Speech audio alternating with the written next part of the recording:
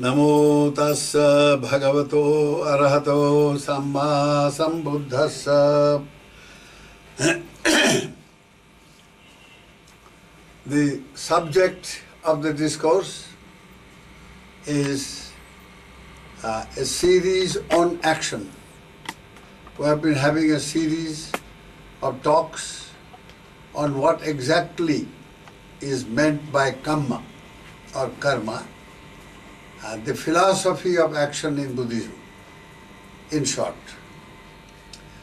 Now, last time we mentioned that we will now discuss this theme from the standpoint of Dhammapada. Dhammapada is a world classic. It has been translated into hundreds of languages in the world, and it consists of 423 verses of pure wisdom. The Buddha breathed forth in moments of inspiration. And these 423 verses are divided into 26 chapters, very meaningful chapters indeed, covering all aspects of life.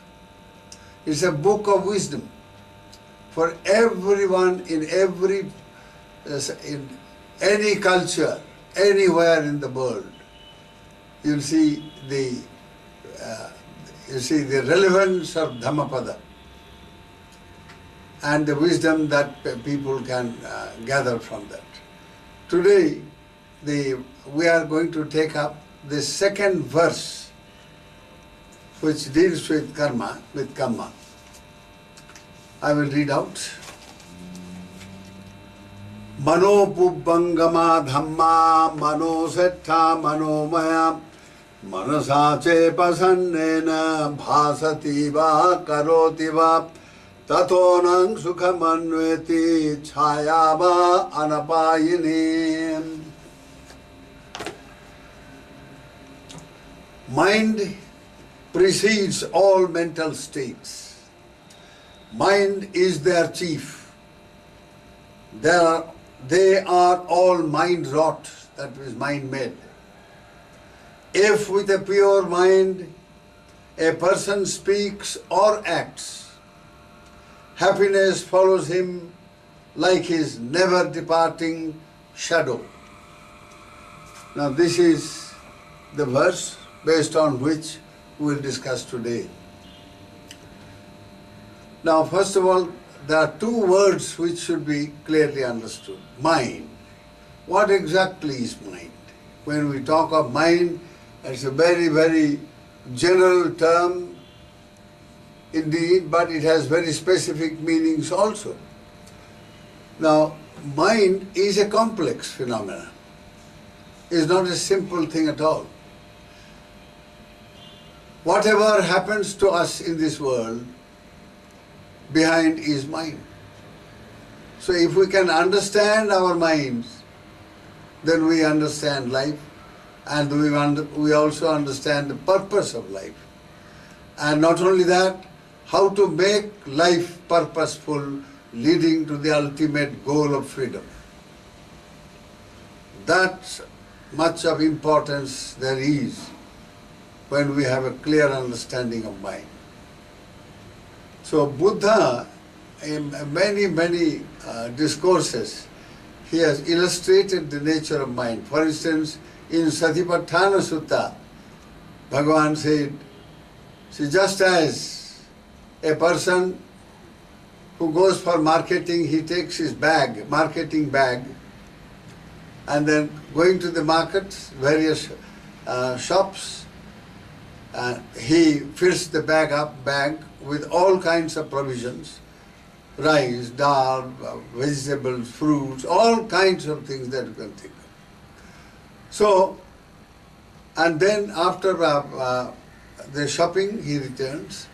So the example is, the bag contains all kinds of things, and each one is different. Each item or ingredient is different from the other. And each one has a purpose and a function.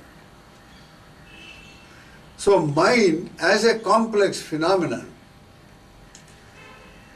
it has got many mental states or mental components. They are known as chetasikas, and these chetasikas, each one functions in a very unique manner and determines the course of life. Now, for instance, feeling is a constituent of the mind, and feeling has very profound effect on human life. We have discussed it during the course of this series already. Perception or memory plays a very huge role indeed. Then volition or will plays indeed a very, immensely important role in life. Life is wrought by volition. A karma is a volitional action, is a willful action. Volition means will. There is, you see, intentional action is volition. So now, in this context, in this particular verse, the mind, it is said, precedes all mental states. So here mental state is, by mental state is meant a mental, a volitional action which manifests in three forms, either as a mental action, thinking, imagining, all kinds of mental activity, planning, and so on, or devotional activities, meditation. These are all forms of mental action, mental activities. Then this gets translated into bodily and verbal actions. So, the action, karma, here mental state is, by mental state should be understood karma. That is, whatever karma or action we perform,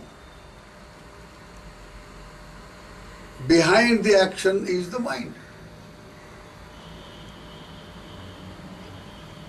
So, if with a soiled mind, with a impure mind we commit any action, then the result thereof will be suffering.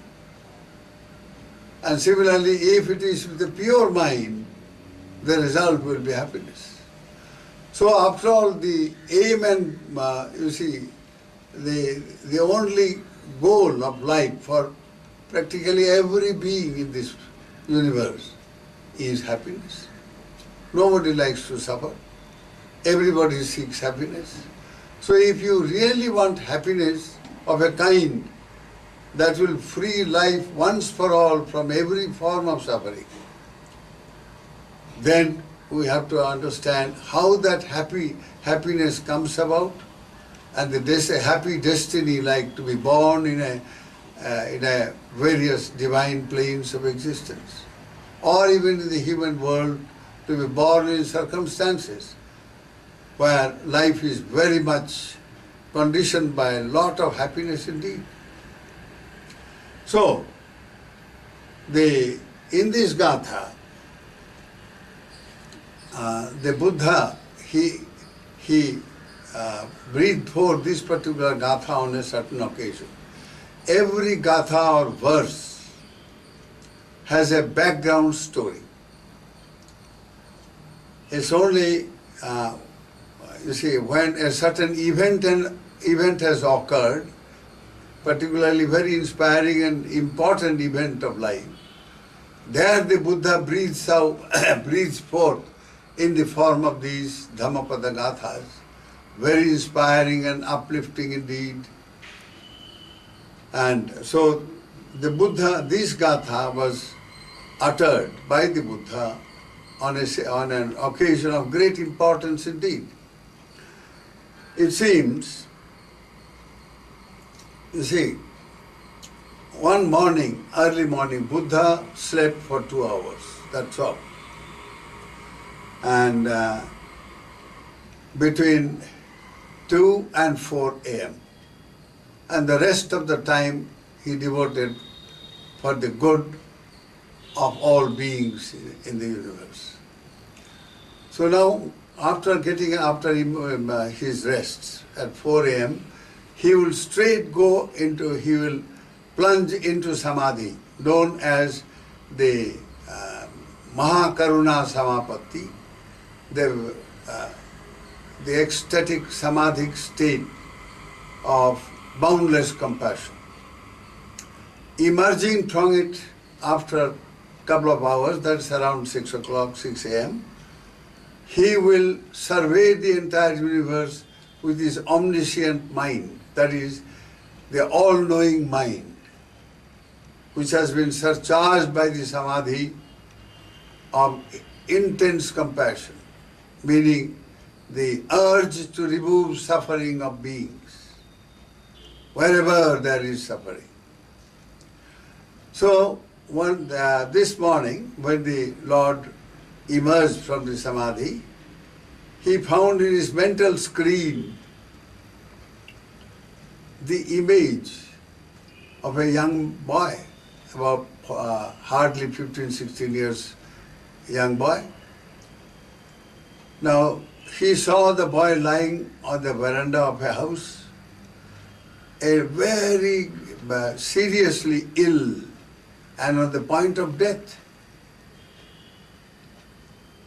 and in a very, very helpless condition. So the heart of the Buddha moved. It bled for the suffering of the child, of the young man, and he decided to do something about it. So he saw that, he foresaw all that will happen. He saw that he will go there, and then this boy happens to be the son of a man who was known as Adinna Pubbaka Brahmana, a priest, a person hailing from the priestly caste, and very rich man, but extremely miserly. Adinna Pubbaka, one who has never given to anybody at any time. And this was not not the name given by the parents, no. It was given by the public. He was so miserly, he was extremely rich. He had a sort of, in modern terms, a kind of syndicate where he had large number of priests who would go about and conduct various rituals in different homes, different places, and so on. And he would take a little commission from each one of these, because he was the head of that.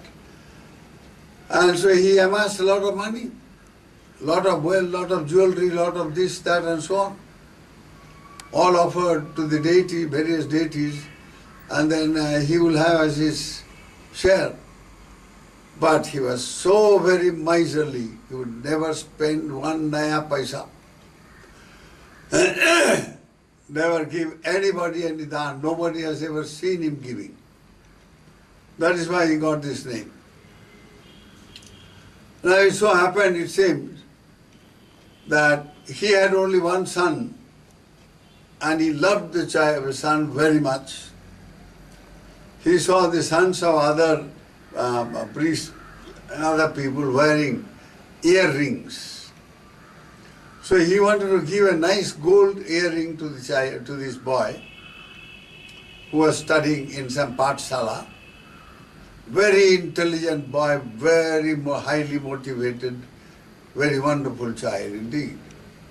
And young man. So he thought of giving a present. So he said, well, if I buy from the jewelry shop an earring, that's going to cost me a heavy lot, and I'm going to lose my wealth. No, how can I do that? So it is a second thought. But then his love for the boy was again welling up. So he said, okay, let me do something.